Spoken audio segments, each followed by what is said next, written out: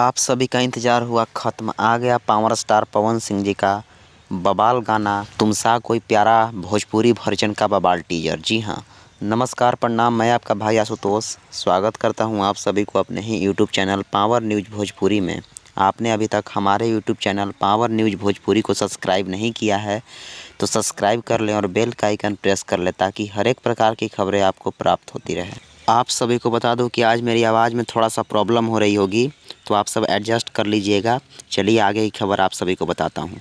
जी हां, आप सभी को बता दूं कि पावर स्टार पवन सिंह जी का बहुत ही बवाल गाना तुम सा कोई प्यारा, जी हां, जिसका आप इंतज़ार पावर स्टार पवन सिंह जी के फैंस न जाने कितने दिनों से कर रहे हैं। आप सभी का इंतज़ार ख़त्म करते हुए आज टिप्स भोजपुरी ऑफिशियल चैनल पे तुम सा कोई प्यारा Bhojpuri version power star Pawan Singh ji की आवाज़ में आप सभी के बीच इसका बवाल टीजर रिलीज कर दिया गया है। जी हाँ, आप सभी जाइए और टीजर पे गर्दा उड़ा कर रख दीजिए। बहुत ही बवाल टीजर है। पावर स्टार पवन सिंह जी का लुक देखकर आप सभी का दिल गदगद हो जाएगा।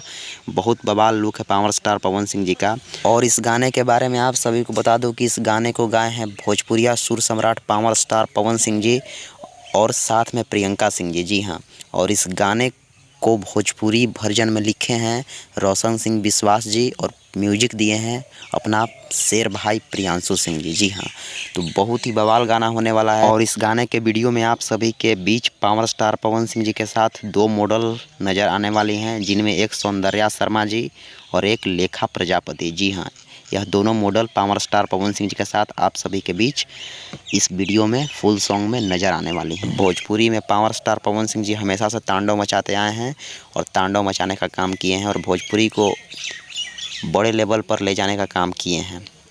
तो आप सभी को बता दूं कि बहुत ही बवाल गाना होने वाला है। सो आप सब का इंतज़ार ख़त्म करते हुए अभी टीजर में कमिंग सून लिखा है कि बहुत जल्द आ रहा है। अब कितने दिनों में आएगा, चांस है कि कल से परसों तक इस गाने को फुल वीडियो सॉन्ग को आप सभी के बीच टिप्स ऑफिशियल यूट्यूब चैनल के माध्यम से रिलीज किया जाएगा। Tips Bhojpuri official. जी हाँ, टिप्स भोजपुरी ऑफिशियल।